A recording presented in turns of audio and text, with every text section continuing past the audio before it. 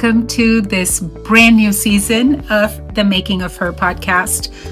I am your host, Dr. Meghna Dasani, and I'm going to be honest with you. I have struggled with a so-called identity crisis over the past few weeks that we have been off. Do I rename, restructure, rebrand? What do I do with this podcast? Because I find that as I am evolving, I want to see everything around me, things that I'm creating, things that I'm working on, evolve as well. The one change that I do know we are going to be making to this podcast is the drop of daily short episodes, something that is more easily consumed. So anywhere from 5 to maybe 15-minute long segments, just every single day, makes it easy for you to listen to or watch when you're getting dressed in the morning, or if you're driving to work, or have a break in between whatever it is that you're doing and need a quick reset.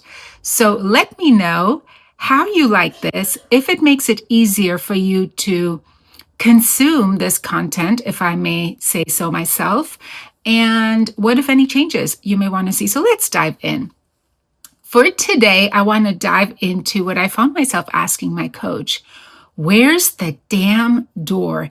And for a hot second, I was like, oh my gosh, am I allowed to say damn? And I realized, yes, as long as I am not being rude, unprofessional, disrespectful to somebody else, yes, this is the door that it feels like I have been looking for, I have been searching for. And the core question today I want to ask is, what do you do when you have outgrown where you are currently, but you're not quite yet at where you want to go? And a lot of times it may just mean you don't even know where you're going.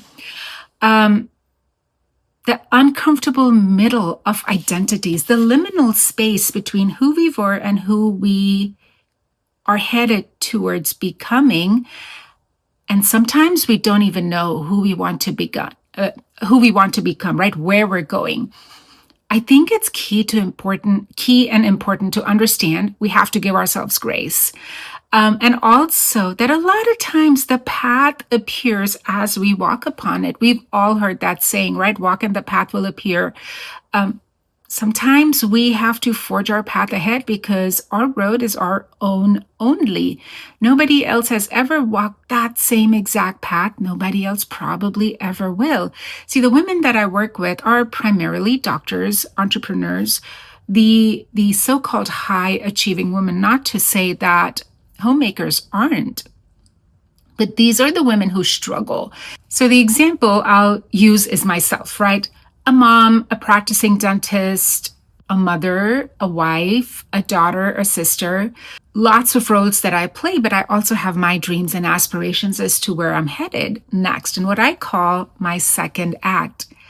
And a lot of times we get to the point where we're unsure what that second act is because we're still in the space of becoming.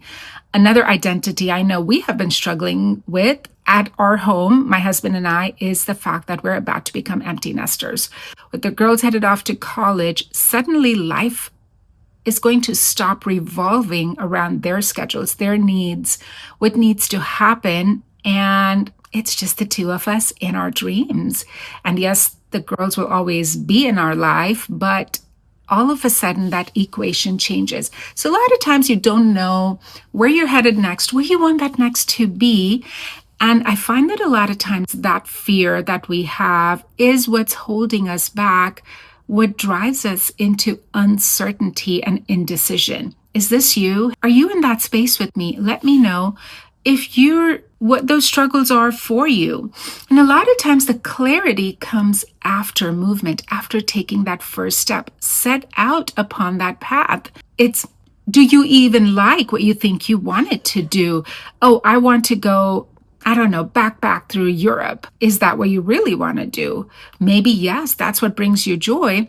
Or no, my idea of wandering through Europe is in nicer hotels with a lot of shopping involved. You won't know until you find out. Set upon the journey and see where that leads you. And a lot of times I find that that is where we have our biggest aha moments. our biggest revelations happen at that point. And a lot of times there's the temptation to go back to what was, what we were, just because of the uncertainty. See, our brain has one job, right? And I've said this in my sleep podcast as well. And I say this now in life as well. Our brain has one job. It craves for us to be safe. It craves certainty, knowing the past, what we've done is safe. There is no fear of, oh my gosh, what's happening next? The uncertainty isn't there. So a lot of times when we get into the really rough, the uncomfortable parts of our becoming, it's easier almost to fall back into what we used to be because it's known, it's familiar, and it's safe. For those listening in, that safe is in air quotes, right? Think about every time we have failed at a new endeavor that we've set up a path. It could be a new workout that we start. Oh my gosh, it's uncomfortable, right? And it's easier to say, nope, I'm going to start tomorrow.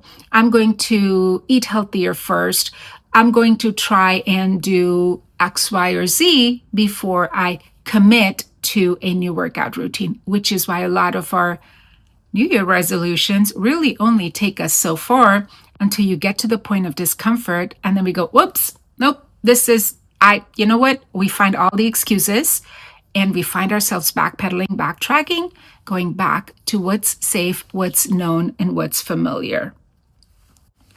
An important thing to remember that a lot of times when we have the confusion of, oh, I don't know if I really want to do this or be there or grow that way or do this with my business or do this in my personal life or my personal growth versus business growth, the confusion can be a good sign. The confusion is your brain working through the chaos, because we've all seen that image, right, on social media or in books or wherever it may be, where what we think success looks like. You start here and then it's a straight upward line and you go from point A to point B and it's done. You and I both know that's hardly ever the truth. Never. I can go so far as to say that's never true. You start to climb and then there's a whole big jumble and sometimes you fall down. It's like playing snakes and ladders, is it not? There are times when you have, oh my gosh, this is going so well. I can't believe I didn't do this before. And then you get to the snake part and you go down the slide. And sometimes you're back at square one, figuring ourselves out through that messy middle, or through the goo, as it's called. I heard someone say this and I thought it fits so perfectly. When the caterpillar is becoming the butterfly, the caterpillar doesn't know what's happening next.